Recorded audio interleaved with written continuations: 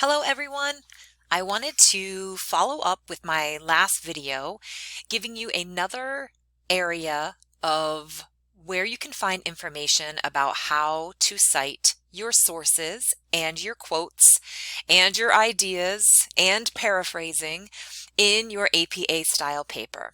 So I came across this website from a school in Canada, and it really gave a great overview of exactly when you should be citing. So I know that a lot of you have been submitting papers where you have your paragraph, and then at the very end of the paragraph, you put the author's last name and the year, which is great. That's a great start at really getting to cite your source. However, you're going to dig in a little bit deeper as you move forward in the class, and I'm going to be asking you moving forward to please also use some direct quotes, some paraphrasing, and then figure out how that's done. That really brings your paper into the next level and gets you to be that next level of writing that's really required in a 200 level class. So I'm going to show you exactly what I'm talking about. So when you're reading your information or you're watching a video and you decide you want to include that information in your work, then you need to have and ask yourself a few questions. Okay, should I cite this information? Now, is it a direct quote? If it's a direct quote and you want to use something specifically that someone said because it really summarizes the information that you're looking for, then yes, you are going to cite it and you're going to use quotation marks around that text. And then there are some examples of how to do that as well. But using direct quotes in your writing really brings in your writing to that higher level to show that you are really pulling some detailed information out and you're attributing it to this person who wrote it or said it. Now, here's another thing that you do in your writing. You paraphrase. What is paraphrasing? Well, that's when you take information and then you make sure you kind of turn the words around, you say what the person's meaning, but you don't use an exact quote. But of course, you still want to cite that. It's not your own idea. If it's not your own idea, you didn't come up with it, then you need to be sure to cite it. That's when you often will be sure to, at the end of the paragraph where that paraphrase is, you put the author's name and date in parentheses. And then you make sure at the very end of the paper to use a reference.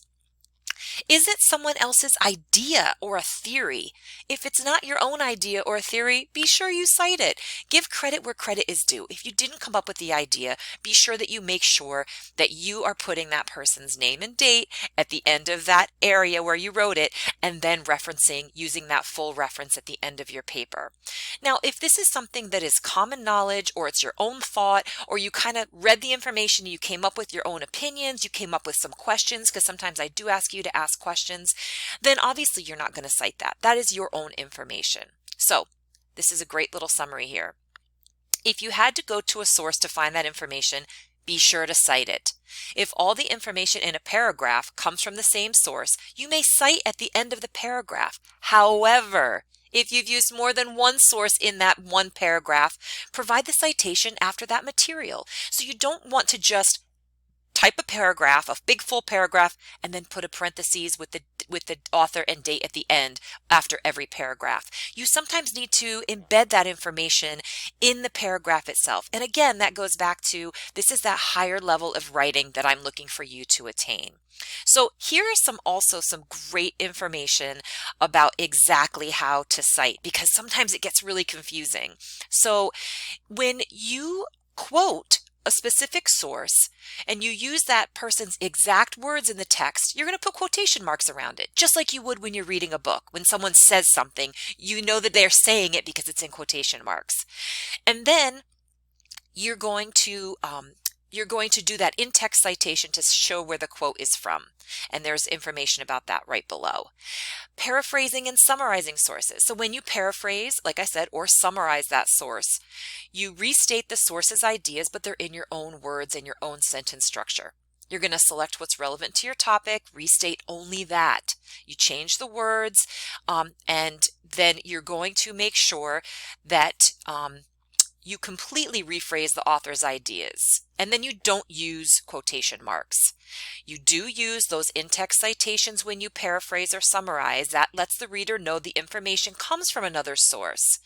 You're going to continue to signal those phrases as well. And for more information about paraphrasing, etc., there is a paraphrasing page that I'm listing right here. And if you want to pause it, you are welcome to read this section as well. Okay, here we are, back to this page that I think is really, really helpful.